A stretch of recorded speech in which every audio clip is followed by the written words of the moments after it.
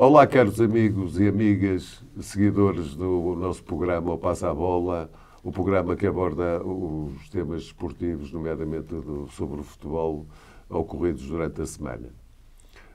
A semana começou com a Liga Betclic e começou mal, uma vez que havia grandes expectativas sobre o Famalicão Sporting, que se jogava à liderança, e por força, possivelmente, de um boicote da PSP, o jogo não se efetivou por falta de segurança. Os responsáveis do Sporting ficaram de alguma forma indignados porque estavam preparados para o jogo e assim, se o ganhassem, continuavam na liderança. Isso também originou vários desacatos. Fernando Jorge, o que é que tens a dizer sobre este adiamento do Famalicão Sporting que frustrou todas as expectativas dos adeptos do futebol? Bem, olá Rui, olá Diogo e a todos aqueles que nos vão seguir. Relativamente a isso, queria dizer o seguinte. Eu estou solidário com todos os polícias, as Forças Armadas, os enfermeiros, os professores, os médicos e todos os jogadores de futebol com salários em atraso, como é o caso do Boa Vista e outros, camuflados, e com todas as outras profissões que trabalham e merecem receber pelo seu trabalho efetuado ao longo do mês. E algumas reivindicações que estão na gaveta há anos. E sou contra os políticos porque nunca os vi fazer greve. Porque provavelmente nunca tiveram salários em atraso e ganham muitíssimo mais do que aquilo que merecem. Os vigaristas também nunca os vi fazer greves. E até tem ajudas. Os chulos nunca os vi fazer greves. Os contrabandistas nunca os vi fazer greves. E a Liga, a mesma coisa também, nunca os vi fazer greve. A Federação Portuguesa de Futebol, igualmente, porque neste caso até que foi relativo ao futebol, toda a gente sabia, nomeadamente dos programas desportivos que estão a falar ao longo desta semana, nos Jornal Notícias vinha que em Famalicão os polícias eram 2 de Guimarães, o resto estavam todos doentes. E não é de um momento para o outro que toda a gente tem baixa médica, não é? Ou dá baixa médica. Sabia-se disto. A Liga não é só estar lá o Sr. Proença e o Sr. Fernando Gomes à espera que aconteçam umas coisas e não fazem nada. Porque eles ganham muitíssimo bem, acima da média, são ordenados principescos, em que deviam fazer mais qualquer coisa. E deviam colmatar esta situação. Porque se os jornalistas sabiam, e quase toda a gente sabia, que o jogo do Sporting, provavelmente o jogo do Porto também, que era a seguir no Dragão, e o jogo do Benfica no dia a seguir no Estádio da Luz, que iam ser protagonistas. E não é uma questão de boicotados, a polícia não ia aparecer, tinham que ter todos os trâmites tratados nesse sentido. Agora, estamos a falar em Famalicão, que fica a meia dúzia de quilómetros da cidade do Porto. Como é que há um jogo que se realiza aqui e outro não se realiza em Famalicão? Mas não há polícia aí, não há as Forças Armadas que estão nos quartéis a fazer o quê? Podiam entrar uma emergência. Mas os jogos que houve depois, houve muito menos contingente policial do que há normalmente. Mas o contingente policial até pode ser ainda muito, muito reduzido, desde que as instâncias futebolísticas, neste caso a Liga e a Federação Portuguesa de Futebol, contribuam para esta situação. O que nós vemos, e vamos falar também nisso, é que quer a Liga, quer a Federação Portuguesa de Futebol, não contribuem para isso. Porque todos os estádios, que são modernos, ou quase a maioria deles, têm câmaras para serem fotografadas as pessoas, para fazerem vídeos sobre essas pessoas. E o mais grave é que temos um indivíduo que pertence a um grupo, que já vamos falar também sobre isso, atendendo à nossa frase da semana, que vais dizer qual é, claro. Que até era o comandante da Federação Portuguesa de Futebol. Portanto, aqui o senhor Fernando Madureira, líder da claque da Seleção Portuguesa de Futebol, paga por nós todos, é uma solução que a Liga não quer resolver, nem a Federação Portuguesa de Futebol. O assunto de mais polícia ou menos polícia. Mas focando-nos no futebol, achas que o Sporting tem razões de queixa por não fazer o jogo em Famalicão? Achas que isso vai ter repercussões a nível desportivo mais tarde? Ora bem, em termos não é uma questão de... Não, eu não vou por aí o sobrecarregar. Isso pode até nem sobrecarregar. Porque o Sporting, se for eliminado da taça, vai ter possibilidades de fazer o jogo. Provavelmente não na data que eles querem e tal. E provavelmente, se o Sporting for eliminado também na Liga Europa, que vai jogar agora, também fica com mais uma vaga, não é? Caso passe estas duas fases, vai ser mais difícil, mas conseguem datas para resolver a situação. O problema do Sporting, que está aqui em causa, é que se este jogo, entre o Famalicão e o Sporting, essas duas equipas estivessem a meio da tabela, se calhar o assunto estava praticamente encerrado ou esperava-se que marcassem a coisa. O problema é que o Sporting estava com uma determinada cadência, e nós vimos isso, o Sporting estava a jogar bem. Sim, claro. E isto é uma quebra de ritmo para os jogadores do Sporting. E em termos psicológicos, também conta. Sim. E agora vamos ver o que é que vai acontecer com o próximo jogo do Sporting, que é em casa com o Braga, que é um jogo difícil para o Sporting. Vamos ver se isto não trouxe mazelas para o plantel do Sporting. E o seu presidente, e coisa que nós assistimos, eu assisti na televisão, vê-los lá gesticular e tudo, estavam zangados porque era possível fazer o jogo. Sim. Com menos contingência policial, mas era possível fazer o jogo. Não é? Pois. Portanto, não era uma coisa do outro mundo. E aí, é por isso é que eu critico aqui a Liga e a Federação. Parece-me que ninguém fala nesses indivíduos, não sei porquê. Não é? Aliás, aqui há uma frase célebre de um senhor que virou-se para o Beira e disse: pá, sabes, foste julgado em Lisboa, se estivesse aqui no Norte não te acontecia nada. Portanto, parece-me que aqui no Norte que isto que é um bocado ad hoc, ou as pessoas pensam que há impunidade total. Parece que não. Parece que chegou agora a altura da impunidade começar a acabar. Pelos acontecimentos que tivemos ao longo da semana, que já vamos falar. Portanto, vamos ver, em termos psicológicos, como é que o Sporting se vai reagir, não é? No entanto, é um jogo adiado como outro qualquer. À partida, penso que não irá fazer grande moça. Tudo se vai resolver. A equipa técnica do Sporting e todo o seu staff tem a obrigação durante a semana para preparar os jogadores mentalmente para este não jogo. Já vamos ver agora, porque penso que não é, vamos ver agora com o Braga como é que eles vão. Sim, mas não será, nunca será motivo para o Rubem Amorim, se o jogo não correr da melhor forma, vir levantar esse fundamento. Como o outro diz, não havia necessidade. Diogo Leite, tens alguma coisa a dizer sobre este impasse que houve em Famalicão e que até originou aí, sim, desacatos e que foram graves? Sim, olá a todos e obrigado por acompanhar o nosso programa. O Famalicão Sporting era o jogo assim que gerava mais expectativas para este fim de semana, era assim o jogo mais importante da jornada, o jogo cartaz. Eu penso que o jogo não se realizou mais pelos aqueles desacatos que aconteceram antes do jogo, aqueles desacatos nas periferias do estádio, que é uma vergonha tanto para o nosso país como também para a reputação da nossa liga, porque foram cenas escandalosas de conflitos. Aquilo nem deu para perceber bem se eram conflitos entre adeptos do Famalicão e do Sporting, se eram conflitos entre adeptos do Sporting. Sim, acho que começou tudo entre sportinguistas e famalicenses. Pronto, assistimos ali a cadeiras pelo ar, pedras pelo ar, crianças a correrem com os pais a afastarem-se daqueles desacatos. E, portanto, isso foi mais lamentável. Foi lamentável e manchou logo ali a reputação da liga, que sinceramente parece que de fim de semana para fim de semana cada vez é mais negra. Mas aquilo aconteceu porque não havia policiamento. Sim, as pessoas sentiram que estavam em roda livre. Exatamente. E vamos tentar matar-nos uns aos outros. Mas eu penso que isso foi a gota de água para o jogo não se realizar, porque eu penso que se não houvessem esses desacatos, arranjava-se condições para o jogo se realizar. Sim, chegou a ser adiado uma hora. Exatamente. Não esquecer que o Sporting fez uma deslocação longa, os adeptos sportinguistas fizeram uma deslocação longa até Famalicão para assistir ao jogo e, portanto, se não houvessem estes desacatos, polícia, liga, os dois clubes faziam força para que o jogo se realizasse. Portanto, e por isso é que inicialmente adiou-se uma hora, depois até que se colocou a possibilidade do jogo se realizar domingo de manhã às 11, precisamente para...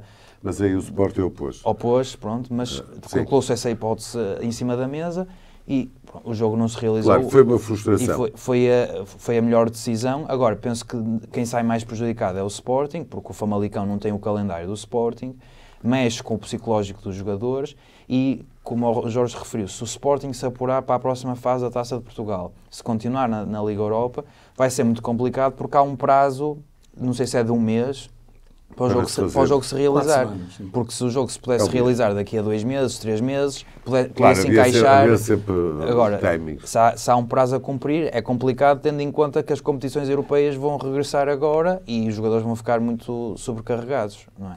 Bom, e foi uma frustração. E no dia seguinte, ou por outra, no mesmo dia, o Porto, que também viu o seu jogo em risco e com menos como, mas ele realizou-se, e menos contingente, com menos contingente policial, o Porto desiludiu.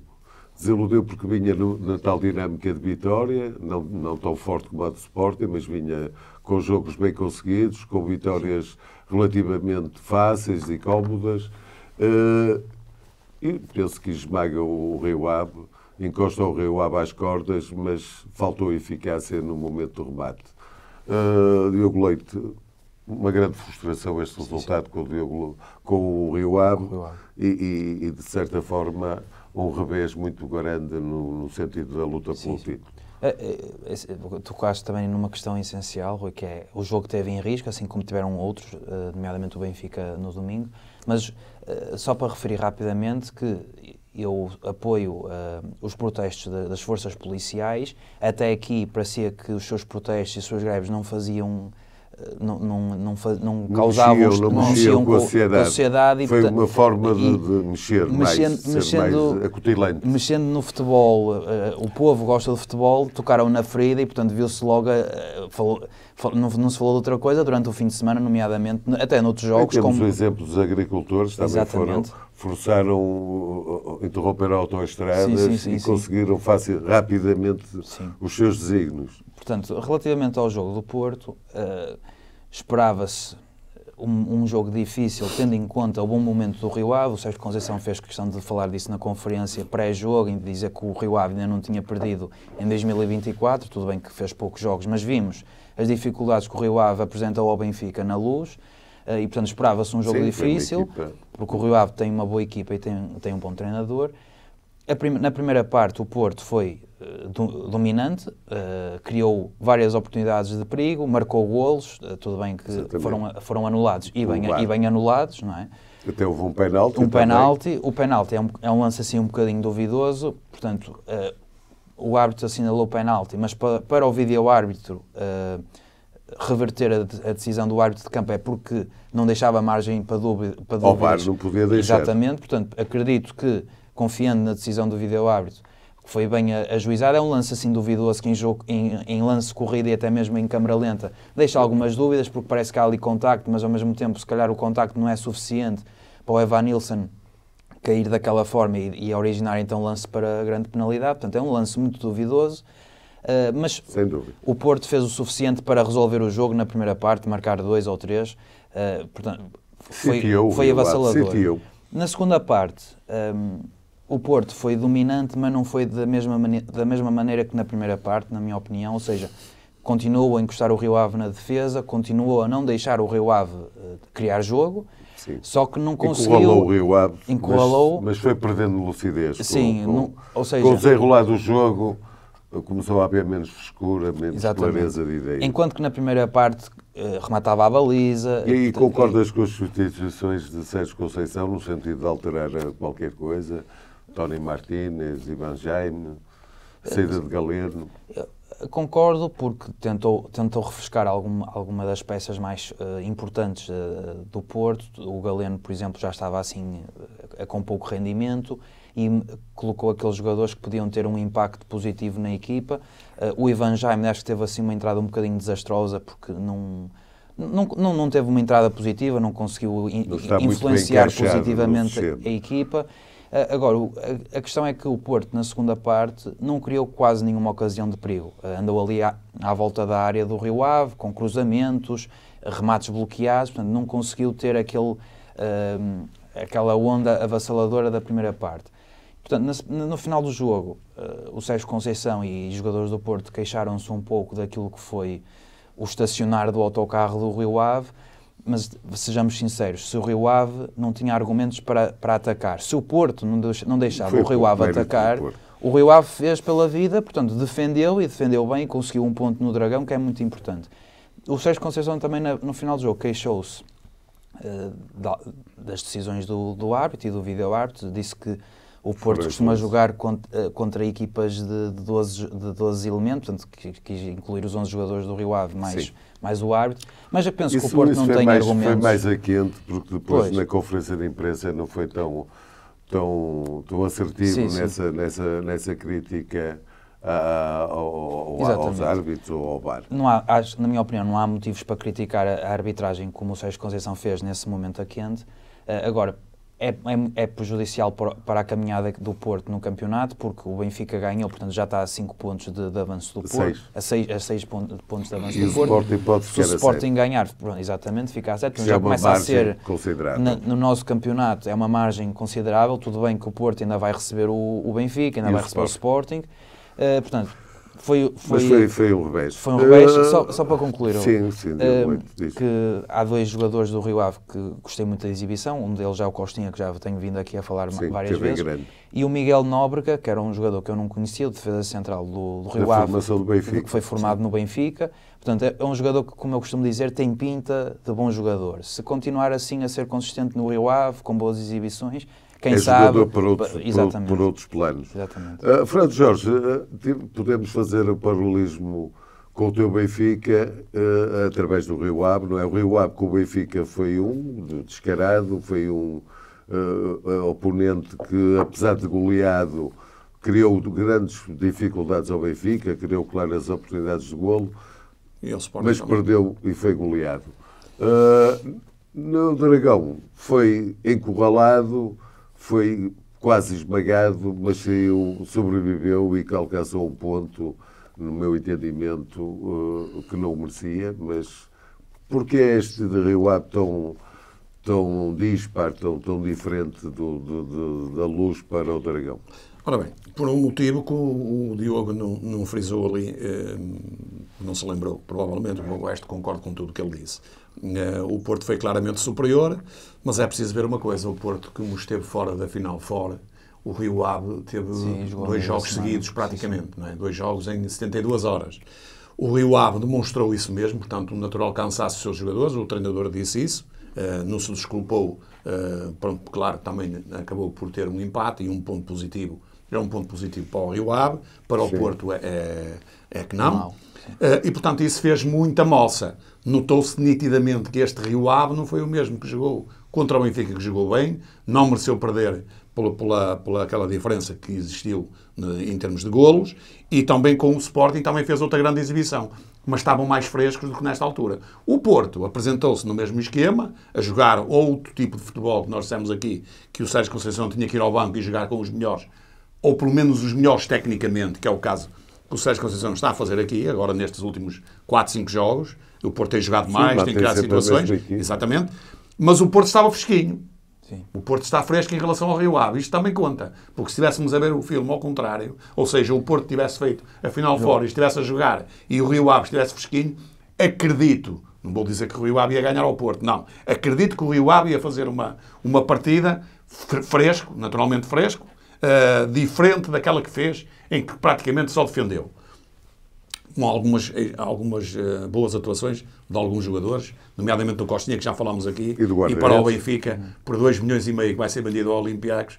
Não sei o que é que anda a fazer. Exatamente. O scouting do Benfica, eu até falei com eles. Na altura ele está lá, o Costinha está lá registrado, mas eu já tenho dito aqui muitas vezes não passa pelo scouting dos clubes, passa por outros pormenores que não vamos agora entrar aqui. Portanto, o Porto, para mim, quanto a mim, o Sérgio Conceição esteve copiou um pouco o Roger Smith em termos de substituições, porque só aos 74 minutos, quanto a mim, muito tarde, foi ao banco. O Tony Martínez tinha que entrar, uma vez que o Rio Ave estava ali, praticamente com o autocarro lá atrás. O Tony Martínez, quanto a mim, devia ter entrado muito mais cedo. Aos 74 minutos é muito tarde, porque o Evanilson ficava mais solto, o Tony Martínez dava mais luta ali, bolas lá para cima, e poderia resultar daí outra má substituição. Embora meia dúzia de minutos, mais um tempo de compensação. Foi a saída do Francisco Conceição, que eu considero que foi o melhor jogador em campo. Acho que Francisco Conceição não era preciso que ia descansar no banco, não. Portanto, foi o indivíduo que devia levar. Quem devia ter saído, na minha ótica, por exemplo, tirava o Wendel, que não jogou nada, e metia o Tony Martínez lá, o Francisco Conceição mantinha-se na mesma, até para os cruzamentos, e o Galeno podia vir cá para fora, que não fez grande coisa. Na minha opinião, penso que o Porto, com este empate, perde a rota do título quase exemplarmente, sim. porque o Porto agora passa a depender de terceiros. Ou seja, a 5 pontos do Benfica, a 6 do Sporting, se o Sporting ganhar, Não, a 6 e a 7. A 6 e a 7, muito dificilmente o Porto chegará lá, porque vai receber na mesma aqui quer o Sporting, quer o Benfica primeiro, e mesmo com esses resultados que eles ganhem, ainda fica longe E tem deslocações difíceis. De qualquer maneira, foram 2 pontos mal perdidos e está muito mais difícil São duas equipas, a abertura para o mas Porto. a história já nos disse. Relativamente à arbitragem, teve algumas situações técnicas que o árbitro podia ter mostrado mais os amarelos, ou vice-versa, ou quer ao Porto, quer até ao Rio Ave. O Porto, o próprio Evanilson, atenção ao Evanilson, que o Evanilson tinha um amarelo por simulação, e a seguir tem uma entrada que pode eventualmente vir cá para fora. Portanto, já tinha um amarelo. E portanto o árbitro aí, enfim, para não acabar com o jogo, foi condescendente com o Evanilson e também com alguns jogadores do Rio Ave. Não houve assim nada de extraordinário, uma boa intervenção a nível do VAR, que esteve bem, mesmo na reversão do penalti que o árbitro marcou. Para mim também não é penalti, não há, quer dizer, há um ligeiro toque, mas não é suficiente para derrubar um avançado. Não quer dizer que noutros jogos não tenham marcado lances destes, tenham marcado penalti. Eu penso que o VAR considerou que não havia toque nenhum.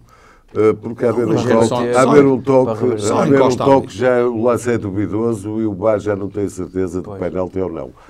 Penso que foi assim, mas não, lá está previsto realmente clarificar em tempo real as decisões do árbitro através ou do VAR ou dele próprio, e isso era importante para esclarecer este lance.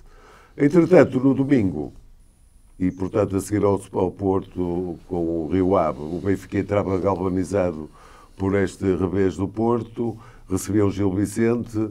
Roger Schmidt desta vez surpreendeu porque apareceu com o Bá, que já não jogava há 3 meses, como titular, meteu finalmente Alces na sua devida posição, apostou em Florentino, coisa que não tem feito, e o Benfica, penso não fazendo uma exibição brilhante, faz um resultado justo. O que dizes, Fernando Jorge, sobre esta prestação do Benfica, este novo Benfica, ou este novo antigo Benfica? Bem, vou-te pegar aí nas palavras que estiveste bem, ao dizer que o Benfica não fez uma exibição brilhante. Não fez. Mas foi uma lufada de ar fresco, pelo menos na minha opinião, e aquilo que eu vi, e até como adepto do Benfica, não ver o João Mário nos 11 titulares. Foi um alívio. Foi um alívio. E o Kofu, a mesma coisa, embora ele considere que é um bom jogador, mas que está fora do lugar onde devia ser colocado. Ou talvez com o Florentino possa dar mais certo. Provavelmente. O problema é encaixar o João Neves e encaixar depois os outros. Ora bem, eu fiquei naturalmente satisfeito. Vi que o Benfica praticamente ia ficar mais consistente, ia criar perigo, ia ganhar o jogo com alguma facilidade, como foi o caso. Sem fazer uma exibição brilhante, o Benfica ganhou com facilidade ao Gil Vicente. O Gil Vicente teve a única oportunidade, que eu me lembro, aos 84 minutos, um remate de uma boa defesa do Trubin, e praticamente não fez mais nada. É de louvar que bateu-se o recorde do tempo de jogo em 64 minutos e 25 segundos. Foi o recorde nesta época, até agora. Faltas, 6 faltas no total, na totalidade do jogo, que também é exemplar. Por isso o jogo desenrolou-se a uma boa velocidade, os árbitros estiveram bem, toda a gente esteve bem, toda a gente contribuiu para uma boa arbitragem, e não haver lances nem polémicos, nem nada. E, portanto, o Benfica, vamos ver se o Roger Schmidt pôs a mão na consciência e chegou à conclusão que tem que fazer algumas alterações. Para mim ainda faltam aqui algumas alterações, que é o caso de Morato. Contra o Gil Vicente eu teria jogado com o espanhol no lugar dele. No mínimo, sim. Não foi mais tarde, substituiu mais tarde. Foi muito tardio. Depois temos o Ángel Di Maria, ou seja, o Di Maria devia ter saído mais cedo também, na minha opinião, porque o Di Maria, não há necessidade de estar a queimar o Di Maria porque o Benfica vai necessitar de Di Maria para aqueles jogos mais difíceis e deve fazê-lo descansar também. O Arthur Cabral também devia ter saído mais cedo. Aos 3-0 tinha tirado estes 3 indivíduos, porque o Benfica neste momento tem 70 milhões no banco, tem uma equipa que pode variar, é o melhor plantel de momento, com estas aquisições de janeiro, já disse isso, e volto a dizer outra vez, o Benfica só perde o campeonato por acertice do seu treinador, porque o Benfica tem jogadores para sair do 11 e entrar com relativa facilidade. E tem alguns até para mandar para a bancada que eram titulares indiscutíveis, como é o caso do João Mário e outros que andam lá. Portanto, o Sporting tem um plantel mais curto, vamos ver. Se o Guiocas não se magoar até ao fim do campeonato, vai dar a grande luta, mas se o Guiocas se lesionar, o Sporting pode ter um problema aí a resolver. O Porto, diz. Se me permites, em relação ao Roger Schmidt, há uma coisa que a mim me surpreende, ele é tão pensante, porque as substituições dele rondam sempre os 75, 80 minutos, e ele pensa, é um ser pensante, porque como é que ele, ao manter sempre Di Maria quase até ao fim do jogo, e muitas vezes até faz os jogos completos, não ter pensado que após o desgaste do Di Maria, eventualmente tirar, por exemplo, o Rafa, meter um ala direito e pôr o Di Maria, já que não quer tirar, porque não o Di Maria no lugar do Rafa, atrás do ponta de lança? Sim. Acho que se cansava menos. Acho que não era nenhuma incoerência, porque o Di Maria joga bem a bola e passa bem e até chuta bem à baliza. Mas não, o Di Maria mantém-se em campo sempre a fazer a ala direita com um desgaste físico evidente. Portanto, o Bá apareceu muito bem e compensa pela sua força física. De alguma forma, não compensa tudo, como é óbvio. Quem está atento ao jogo vê que há jogadores do oponente contrário em superioridade numérica naquele lado, mas o Bá realmente é um potente força e tenta disfarçar. Mas por que não pôr o Di Maria? Se ele pensa tanto, porque era uma sugestão para ele, não sei se tu concordas. Rui, mas repara numa coisa, é difícil chegar a alguma conclusão à cabeça do Roger Schmidt. Sim, muito complicado. Porquê? E eu vou-te já dar 2 exemplos. O Musa era top, foi vendido. Sim. Claro. O Florentino era um ostracizado até à data, foi um dos melhores jogadores. Agora já bem dizer, com esta lata toda, que é uma dádiva o Benfica ter o Florentino, porque dá outra... defensivamente a equipa está mais bem estruturada, o Florentino é um polo, vai à frente, vem atrás, vai ao lado, e portanto joga de coisa e não jogava. Portanto, é preciso chegarmos a uma fase destas, quando nós temos dito aqui, nomeadamente eu tenho dito aqui, batalhado aqui, que há aqui 3 indivíduos que estão a mais e deslocados do lugar. O Cochu é um deles. O Morato é outro que não pode estar a jogar a lateral. O Di Maria não pode jogar 90 minutos, nem 85, nem 75, nem nada. Tem que jogar menos. Tem que ser mais bem gerido. Mais gerido, porque tem lá os Tiagos Goubeias, tem o Rolaiser agora, que é um grande jogador.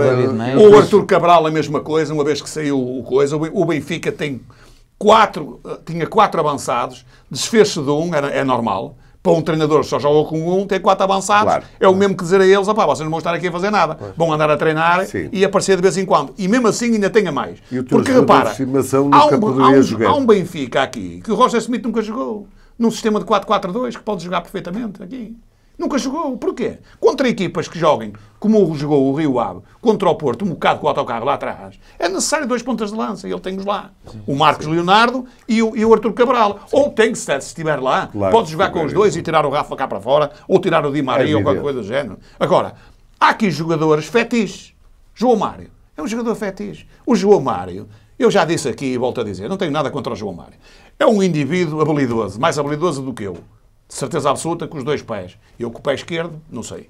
Mas, quanto a ele. Agora, o João Mário não serve para jogar numa equipa de alta competição. Porque o João Mário comprovou, quando foi para o Inter, que não passava de suplente. O João Mário, até no Mónaco, as pessoas estão esquecidas, nem no Mónaco era titular. Como é que pode ser titular de uma equipa, como o Benfica, que quer se ingrar na Europa, quer mostrar bom futebol, quer ser competitivo e ganhar um campeonato aqui? Pronto, mas não te chateies muito, pelo contrário, gozes ao momento, Porque ele, no final da conferência, disse que afinal, o Cochu e o João Mário não jogaram para descansar. Exatamente, pois o meu problema é esse. Pois o meu problema é esse. Deixa-me acrescentar só outra coisa. E relativamente ao Alexander Bá, que é um bom jogador e que estava a fazer falta para a deslocação do Frederic Alsner, para mim o João Neves só o considerei o melhor em campo, para mim, porque fez o golo. Porque senão eu ia considerar o Alsner, porque o Alsner fez tudo bem feito. Aliás, as grandes jogadas do Alsner no segundo gol é uma grande jogada dele, que ele vai à área e de uma maneira difícil, mete a bola para ali, para o Rafa a tirar lá para dentro. É uma jogada difícil e que ele joga de primeira, dá outra amplitude à bola, a bola não passa, não pasteja, não está ali parada, como o João Mário, que está a ver para onde é que vai mandar a bola, etc. Porque ele é muito E eu só queria dizer o seguinte, o Benfica e o scouting do Benfica têm que estar atentos a um jogador chamado Costinha, que quanto a mim é superior ao Alexandre Bá, e o Benfica precisa de um defesa direito. Claro. Por 2,5 milhões, acho que o Benfica não deve deixar fugir a ocasião de deixarem mais um jogador bom para lá para fora, para o estrangeiro. Diogo Leite, Benfica... Relativamente só à arbitragem, Tiago Martins e o Barco Gustavo Correia, foi uma arbitragem normal, os jogadores facilitaram tão bem o jogo, não há nada a dizer. Fácil para a arbitragem. Diogo Leite, este Benfica diferente é melhor ou pior do que o Benfica com Cochu, com João Mário, ou este é melhor, ou o que é que tu tens a dizer sobre o Benfica, Gil Vicente? Gil Vicente também foi um adversário que acabou por ser muito terrível, não é? Sofreu 2 golos de canto, o que já não se usa muito. Na minha opinião é 1000 vezes melhor. Tudo bem que o Benfica ainda não está 100% oleado, não é? Com estes jogadores, mas é muito melhor e acho que oferece mais garantias tanto ao Roger Schmidt como aos adeptos, não é? Nós já temos vindo a criticar aqui constantemente aquilo que são as decisões do Roger Schmidt e nos 11 que o Benfica apresenta, e finalmente apresentou um 11 que encheu as medidas aos benfiquistas. Embora não sendo um jogo brilhante. Sim, eu tenho vindo a dizer que o Coxu jogava porque foi um jogador muito caro e tinha que se justificar o investimento, e o Florentino foi escorraçado porque, não é? Tinha que se justificar esse investimento dos milhões.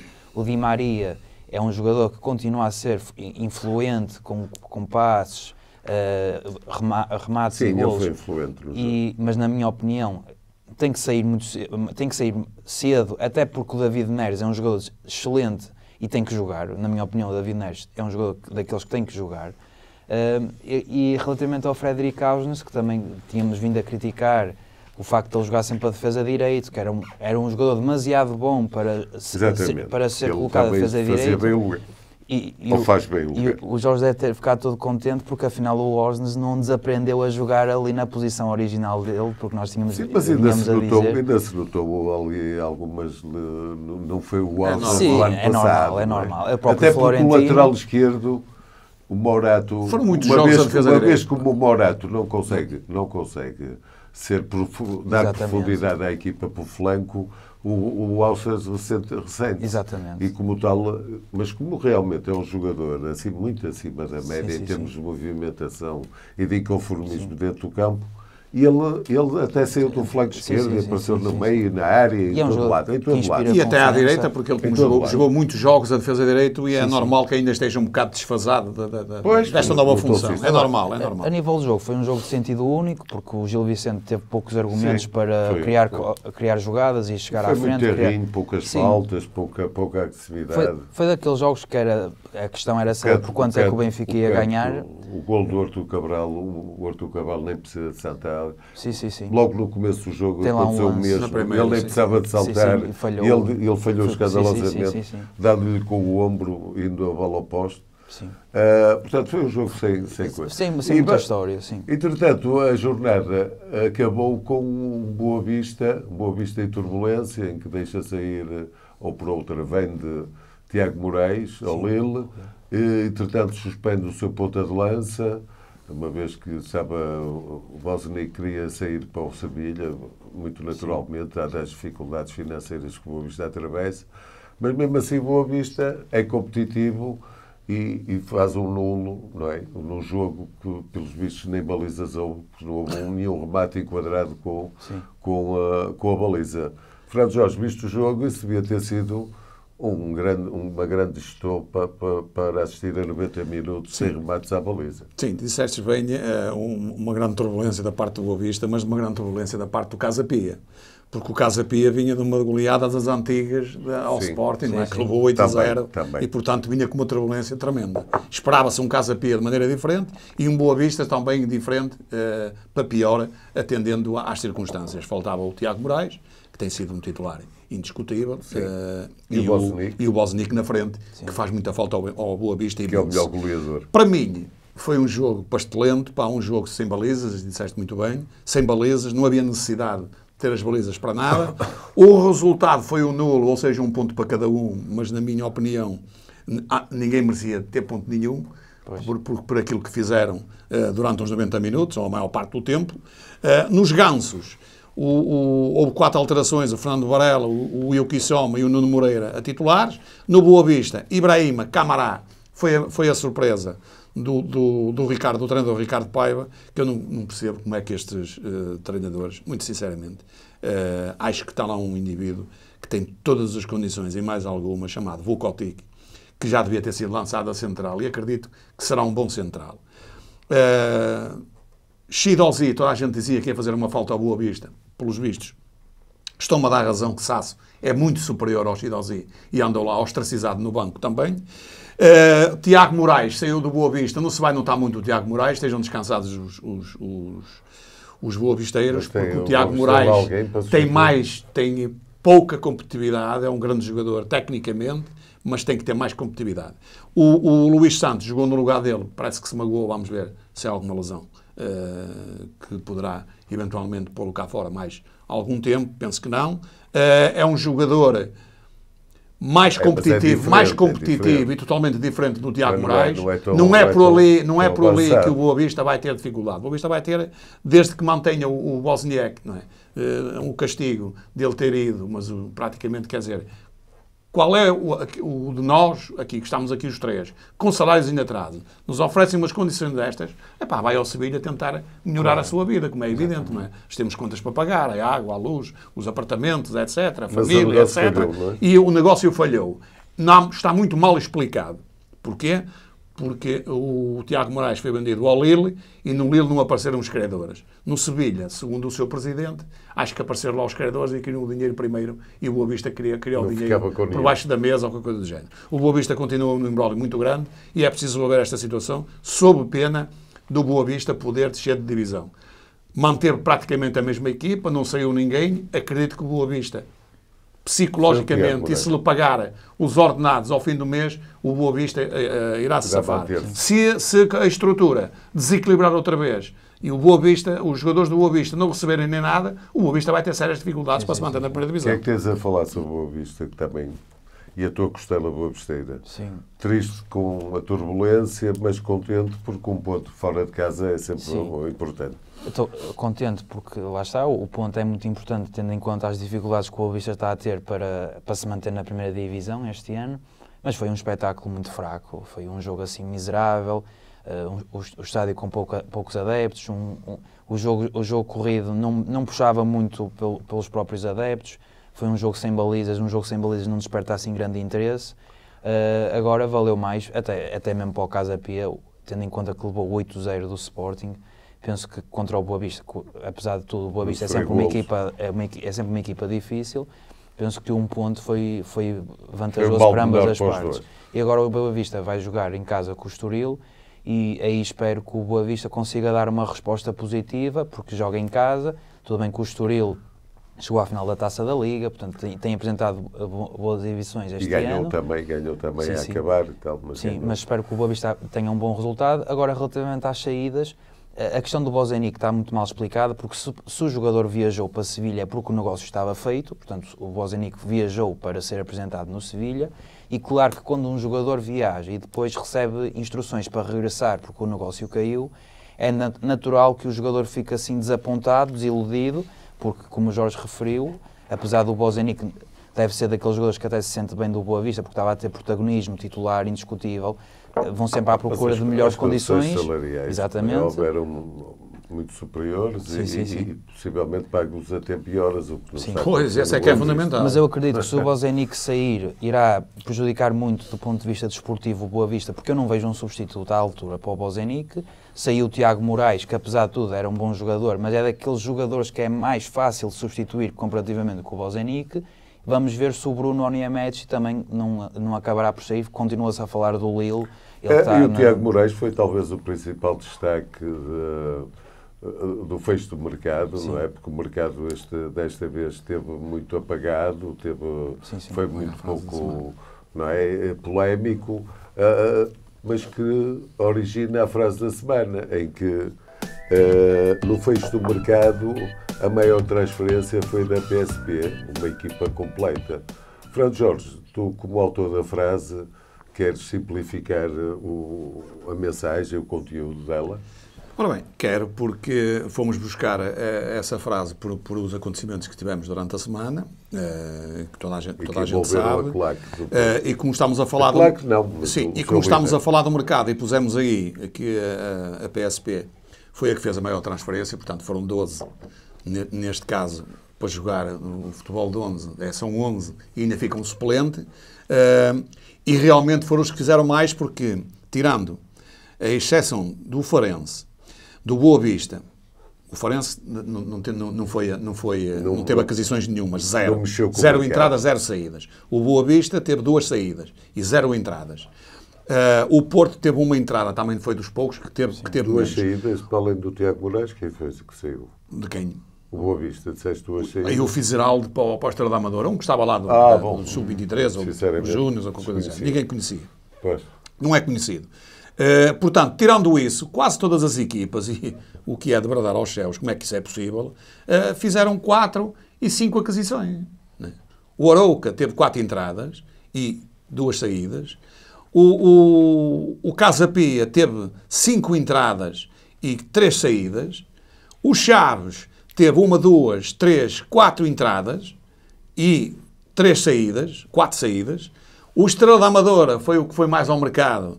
Teve entradas uns 8 ou 9, né? E saídas teve 4 ou 5 também. Mas não são o Famalicão, não é? sim, mas de qualquer maneira, quer dizer, foi um mercado muito recheado, com muitas entradas e saídas. As equipas mais secundárias. Sim, nas equipas a meio da tabela. O Moreirense. O Guimarães só saiu. Sim, Moreirense, entrou também o Nelson Oliveira e o Caio César no Coritiba, não é? O Nelson Oliveira é um regresso ao futebol português. O Vizela também teve 4 ou 5 entradas e 4 ou 5 saídas. O Braga teve o Chernedur, que estava no Benfica, foi lá para o Paris Saint-Germain e é emprestado para o Paris Saint-Germain mais um, e teve as saídas do Castro, Diogo Fonseca e o André Horta, portanto 3 saídas. O Rio Ave teve 8 entradas e 4 saídas. O Portimonense também teve 6 entradas e 4 saídas, e o Moreirense também com 6 entradas mais ou menos e 4 saídas. Ora bem, resumindo tudo isto, continua a ganhar a PSP, não é? Com 12 transferências, porque nós estamos aqui a falar em clubes que tiveram 6 e 7. Bem, mas já dispensou 3. Teve 12.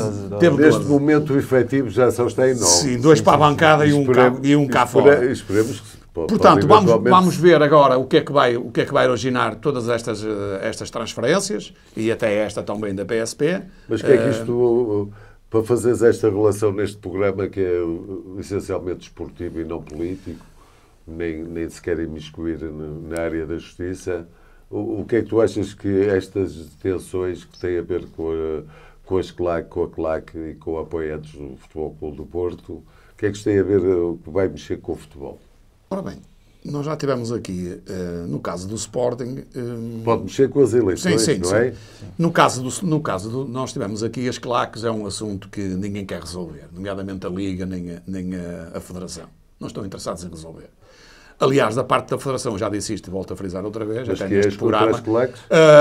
Não, eu sou a favor das claques, mas as claques no bom sentido. Pois. As claques que vão para lá para auxiliar os clubes, não é? Para participar, fazer barulho, fazer aquelas coisas todas que costumam fazer, sem apoio pirotécnico, sem bombas, sem petardos, sem agressões, portarem-se bem em qualquer parte. Em qualquer parte do mundo. E aí até acho bem que a direção dos clubes, que as direções dos clubes apoiem a claque. Mas o apoio a essas claques é no sentido de os facilitar, deles não pagar, por exemplo, a entrada deles. Vão para um determinado lugar, aplaudem, apoiam a equipa, etc, etc, que é preciso esse apoio nas equipas. Claro. Nós temos visto aqui equipas, eu vejo ali no Bessa, há equipas que veio, por exemplo, o Forense. Veio ao Bessa com 0. Se tivesse uma claque, a claque podia vir no autocarro, não é? Ou outro autocarro mais pequeno, com 10 ou 15 ou 20. Opa, era sempre uma claque ali a apoiar. É diferente, é mais bonito, não é? Ter esse tipo de claques. Agora, claques no bom sentido. O problema do futebol português é que nós tivemos... Se me permites, a filosofia das claques essa. Era mesmo essa. Pois era, mas o a problema... primeira claque em Portugal foi criada pelo Sporting, pelos filhos do presidente na altura, o João Rocha, dois irmãos que criaram as claques que realmente só apoiavam. O problema...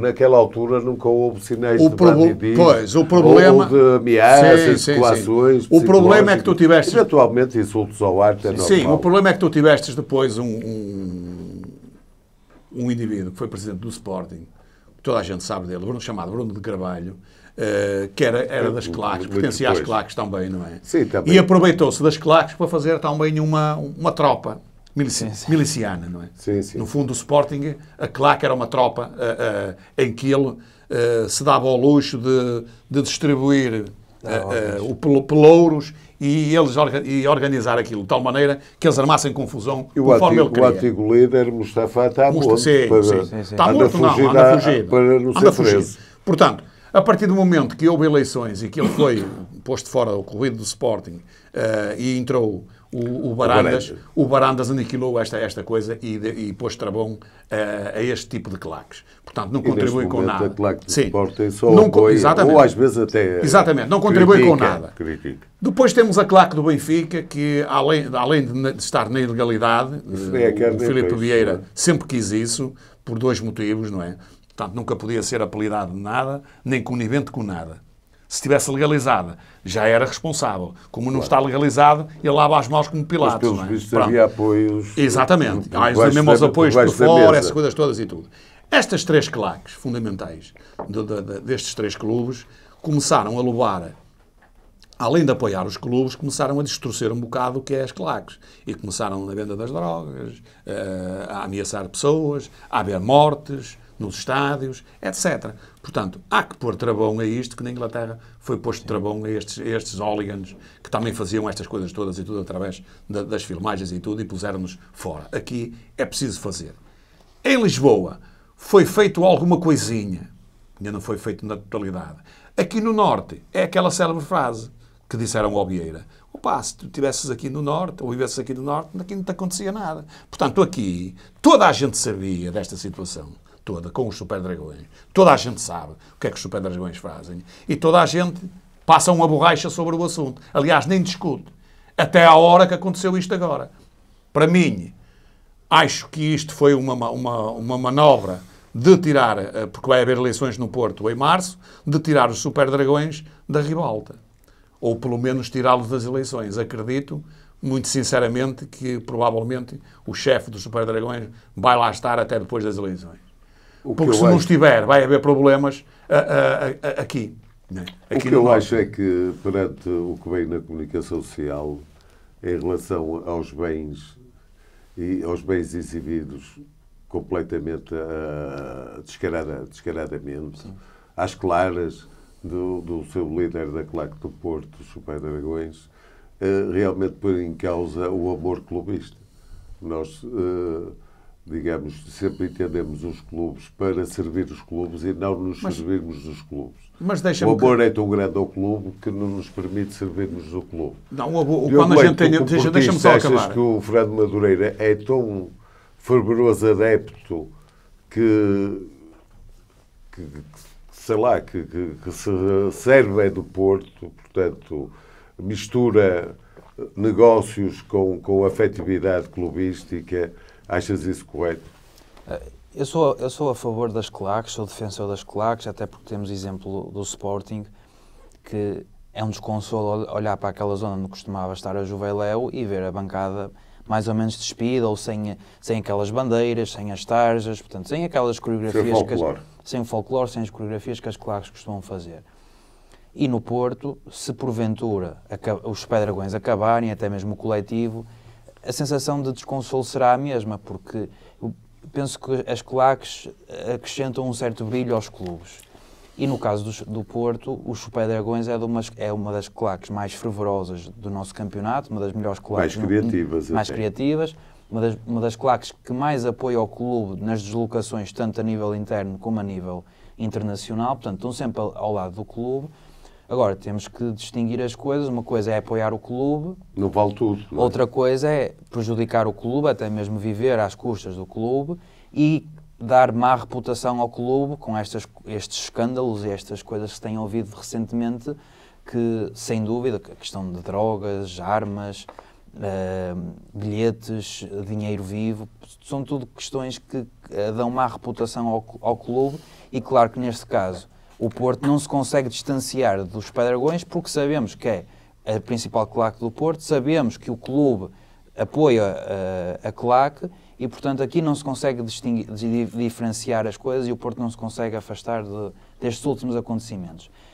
Foi um bom timing pela PSP fazer esta operação policial que ainda está em andamento, porque eu penso que dá uma lufada de ar fresco para estas eleições, porque havia assim um certo ambiente de constrangimento, de tentar influenciar as pessoas no seu voto, a repressão, de ameaça. Pois. Eu penso que com algumas figuras fora do contexto eleitoral neste momento, as pessoas poderão ir à votação e ir assim com um espírito mais livre, não tão controlado e, acima de tudo, defender a verdade eleitoral, aquilo não é? Que pensou de melhor para o Porto, votar num ou no outro, há 3 candidatos, as pessoas devem ter que votar de forma livre, não é? E não estarem a ser perseguidas porque apoiam um candidato em favor do outro. Agora, também sejamos sinceros que no Sporting acabou, por assim dizer, a Juveléu e aquele favorecimento que havia por parte do clube à claque e vemos como é que o Sporting está agora, está muito melhor, respira um novo ar, tanto desportivamente como financeiramente, e também já não há tanta confusão como havia nos tempos da Juveléu. Houve agora este fim de semana com o Famalicão, mas foi um caso excepcional porque já não se ouvia desacatos nos adeptos sportinguistas há algum tempo. No Benfica não se ouve também com alguma regularidade assim, episódios violentos e de desacatos. Este ano não tem a claque do Benfica. Se há claques... Sim, os no-name boys. Os no-name boys. Tem passado despercebido, pelo menos a nível de atos violentos contra adversários. Agora, no caso dos Pedragões, que é a maior claque cá em Portugal, pelo menos legalizada, os episódios de violência, de bandidagem e essas coisas todas têm sido cada vez mais frequentes, principalmente a partir do momento que se soube que o André Vilas Boas ia avançar com a sua candidatura. Estás a falar concretamente da Assembleia Geral, em que, pelos vistos, tudo indicia que foi premeditado os atos violentos, portanto, contra apoiantes de André Vilas Boas. E a vandalização da casa do André Vilas Boas, ameaças a sócios que foram à alfândega à apresentação da candidatura do Vilas Boas. Os episódios mais recentes têm sido todos assim desenvolvidos ou proporcionados por membros dos Pedragões. A que cresce a desfaçatez com que se exibe Porsches e carros e casas de luxo e se declara tão pouco, não é? Sim. Portanto, para concluir... Parece que o macaco, chamado macaco, Fernando Madureira, não é? Que não retira dividendos absolutamente nenhuns do Porto, até porque ele diz que aquilo é um dinheiro que é entregue religiosamente ao clube. Sim. Acreditas nisso, Fernando Jorge? Não, eu vou só complementar-vos, vou só deixar aqui uma sugestão.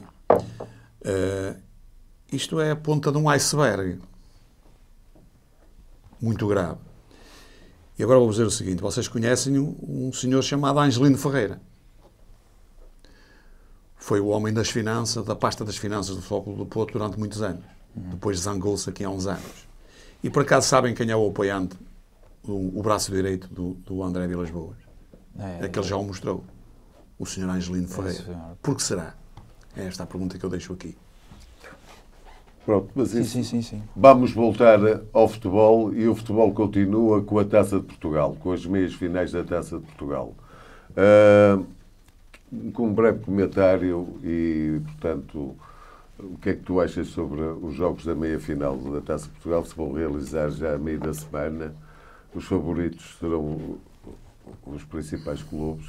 Qual é o teu prognóstico? Acho que aqui à partida o Santa Clara com o Porto. O Santa Clara está na segunda divisão. Embora esteja o líder da classificação, não vai ser um jogo muito fácil para o Porto, atendendo da maneira como o Porto joga mais aberto. Acredito que o Santa Clara, mas acredito sinceramente que o Porto irá passar, provavelmente. União de Leiria Sporting é de um bocado diferente. O Leiria também está na segunda divisão também, ou na Liga. O Sporting irá, com maior ou menor dificuldade, também passar este jogo. Final. O Guimarães com o Gil Vicente é um jogo já mais aproximado. O Guimarães tem feito está a fazer uma boa época. Mas perdeu no Gil Vicente. O Pacheco, sim. Perdeu com o Gil Vicente. O Gil Vicente vai dificultar a vitória, provavelmente, ao Guimarães, mas mesmo em Guimarães. Portanto, vai ser um jogo de tripla. O Vizela-Benfica. Este Vizela, acredito que o Benfica também vai passar com facilidade, porque este Vizela não me convence. Sim. Foram buscar um treinador que eu já tinha dito aqui a semana passada e na outra. Não sei para quê, porque veio para cá, não veio a ensinar nada, não é? Aprender também não vinha para cá. O Vizela, desde que teve este treinador, só tem derrotas e não joga absolutamente nada. Portanto, estou convencido que à partida as equipas aqui, à partida com mais estofo, são as equipas que vão passar. Aliás, parece-me que os jogadores espanhóis que vêm para o Campeonato Português estão a triunfar, mas os treinadores não. Acho que não. Exatamente. E o que é que tens a dizer sobre estas meias finais? O teu Porto vai ganhar a Santa Clara? Tem que ser. Sim, vai ser uma tarefa difícil, porque o Santa Clara está em primeiro na segunda divisão. Tem que ser. E é em casa do Santa Clara, portanto, já mesmo quando o Santa Clara estava na primeira divisão, o Porto, nas deslocações aos Açores, tinha sempre muitas dificuldades. Portanto, eu quero acreditar que o Porto vai passar até para responder a este empate com o Rio Ave no campeonato. Quero acreditar que o Porto irá passar. Depois, os restantes jogos, o Sporting também com a União de Leiria, o Sporting irá entrar com tudo, até porque está assim meio que revoltado por não ter jogado no fim de semana. O Benfica vai dar continuidade ao bom momento e o Vizela não mete medo a ninguém neste momento, não é? Sim, Vizela. E depois o jogo assim... Mas vai ser um jogo em que o Vizela é o do tudo ou nada para o treinador. Sim. Se o treinador baquear estrondosamente perante o Benfica, penso que vai haver nova chicotada psicológica no Vizela. O jogo assim mais interessante do ponto de vista competitivo que qualquer um pode passar é mesmo o jogo do Guimarães. Os dois primeiros divisionários. Mesmo assim o Guimarães tem favoritismo. Sim. Claro. Pronto, e como sempre, terminamos com a Premier League. A Premier League teve o Liverpool a perder no Arsenal. O Arsenal mantém-se na luta. O seu treinador Arteta disse que era um jogo decisivo para as aspirações e ficou todo satisfeito. Aliás, sim. Ficou-me na retina a manifestação eufórica no terceiro golo do Arsenal. O Arteta quase fazia ali os 100 metros. Não é? Sim. Foi assim, fazer umas provocações. Fazer umas provocações para o banco. Aquilo possivelmente é espontâneo. Sim. E também tenho que realmente realçar, porque vi parte da exibição e vi os golos de um jogador excepcional, que eu acho excepcional, chamado Phil Foden. Sim, exatamente. Pronto, mas a Premier League é contigo. Sim. Ora, comecemos assim, se calhar por ordem. Portanto, no sábado, a jornada começou com o Everton-Tottenham. Um jogo assim muito interessante, porque os jogos em casa do Everton são sempre difíceis para os adversários. O Everton precisa de pontos para não descer a divisão. Não esquecer que foram retirados aqueles pontos no início da época por questões de fair play financeiro. E o Tottenham era obrigado a ganhar para manter ali a luta pelos lugares da Liga dos Campeões. O Tottenham também agora está com a máxima força porque recuperou aqueles jogadores lesionados, o Van der Ven, o Richarlison, o Doggy. Está a voltar ao Tottenham da primeira fase da Liga. Sim. E portanto foi um excelente jogo, um jogo típico da Liga Inglesa com 4 golos. O Tottenham foi melhor, na minha opinião, foi a equipa melhor ao longo dos 90 minutos e a equipa que merecia ter ganho o jogo. Só que pecou porque quando estava a ganhar 2-1, teve oportunidades para acabar com o jogo, para marcar o 3-1 e o 4-1. Não conseguiu fechar o jogo e depois no final o Everton, com aquela tática de bola para a frente, com cruzamentos livres, chegou ao empate. E eu, como também simpatizante do Everton, e querer que o Everton se mantenha na primeira divisão é uma questão semelhante do Boa Vista. Portanto, todos os pontinhos são importantes. E não esquecer que é um pontinho contra uma equipa que em princípio irá ficar top 5. E o seu rival da cidade, que era o Liverpool, que é imbatível e tal. Sim. E perde no Arsenal, o guarda-redes, pelos vistos, também não esteve muito feliz. O Liverpool desiludiu porque pensava-se que o Liverpool ia entrar com outra postura, querer... Dominar não, mas criar ocasiões de perigo, explorar o contra-ataque, e não conseguiu, também por mérito do Arsenal, porque não deixou o Liverpool criar jogo, criar jogadas, e o Arsenal ganhou o jogo também um bocadinho por demérito do Liverpool, porque tanto a defesa como o guarda-redes, o Alisson, deixaram muito a desejar, nomeadamente... Há um desencontro, o segundo golo é um desencontro entre o guarda-redes e o Van Dijk. Sim, acho que é mais culpa do Alisson, porque o Van Dijk dá um encosto ao Havertz do Arsenal para o tirar do lance, e o Alisson salta por cima da bola, quando ele devia era ter pontapeado a bola para a frente, e o Alisson salta por cima da bola, deixa-a passar para o jogador do Arsenal. Pois, e, portanto, foi caricato. Foi um bocadinho desconsolado como adepto do Liverpool ver essa derrota, e não esquecer que o City, tendo um jogo a menos, se ganhar esse jogo a menos, passa para primeiro lugar. E passamos então agora para o City, que ganhou 3-1 ao Brentford. Agora a perder. E agora a perder. De destacar, após muitos meses, voltaram a jogar os dois, o De Bruyne e o Haaland, porque tiveram os dois com lesões prolongadas. Não marcaram, mas assistiram para o Phil Foden, que fez um hat-trick. E o Manchester City é daquelas equipas que precisa de uma adversidade para começar a jogar à bola, porque nos últimos jogos, nos últimos 5, 6 jogos, o City começa a perder e depois dá a volta. Portanto, mas conclusão, a Premier League continua ao rubro. Continua ao rubro. De destacar também, Rui, tenho que destacar o Newcastle, o Luton Town, que foi no sábado, um jogo com 8 golos, que ficou 4-4. Esperava-se que era uma... O Luton que está nos lugares de descida, subiu este ano à primeira divisão. Esperava-se que fosse assim uma vitória tranquila do Newcastle, a jogar em casa, mas o que aconteceu é que o Newcastle chegou a estar a perder por 4-2 em casa com o Luton Town, uma equipa muito modesta e a nível de orçamentos, quer dizer, são realidades completamente diferentes. Mas joga bem. E joga bem. E tanto que quem assistiu ao jogo até depois ficou desconsolado por o Luton Town não ter conseguido segurar a vantagem de 2 golos. Depois também acabou por ser inglório. O Aston Villa ganhou 5-0 em casa do Sheffield United, o Aston Villa que também é daquelas equipas que se espera acabar o campeonato no top 5. Claro. E aqui só 2 jogos, o Chelsea com o Wolverhampton, o Chelsea que dá continuidade àquilo que nos habitou. O Chelsea é uma equipa que neste momento é a anedota de Inglaterra, do mundo. Mas é anedota. Ao dinheiro que gastou é anedota por culpa própria. Por culpa própria, porque gastou 600 milhões em 2 épocas. Foi buscar um treinador que, na minha opinião, não tem nenhumas provas dadas. Fez um bom trabalho no Tottenham, mas não ganhou nenhum título.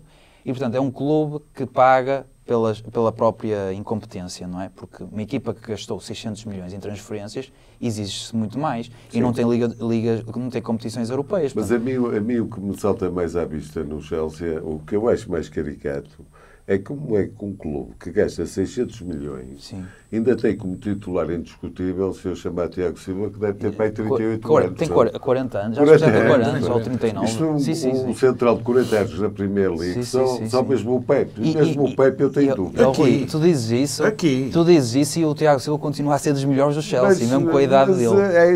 Isso então ainda é pior. É pior, pois, é pior. Portanto, é pior porque eu acho que ele nem devia já jogar pelo menos ao alto nível, como é a Premier League. Sim. Portanto, perdeu 4-2 em casa, de destacar a exibição do Pedro Neto, que é um jogador que eu não sei como é que não vai sair no mercado de janeiro. Se não sai agora, quase que é obrigatório sair no verão, porque é um jogador excepcional que merece outros patamares. Se não tiver lesões. O Pedro Neto foi considerado um amigo meu ligado muito ao futebol, aliás, tem no curso de treinador de futebol, professor de educação física, mas da área de futebol, me disse sempre que o Pedro Neto era o melhor jogador da sua geração. Portanto, ele passou fases difíceis, Sim. porque saiu muito cedo de Portugal, talvez precocemente. Sim, foi para a Depois teve Lásia. lesões, mas finalmente está a mostrar todo um potencial que eu acho que até é o jogador mais parecido com aquilo que eu vejo com o Paulo Futre.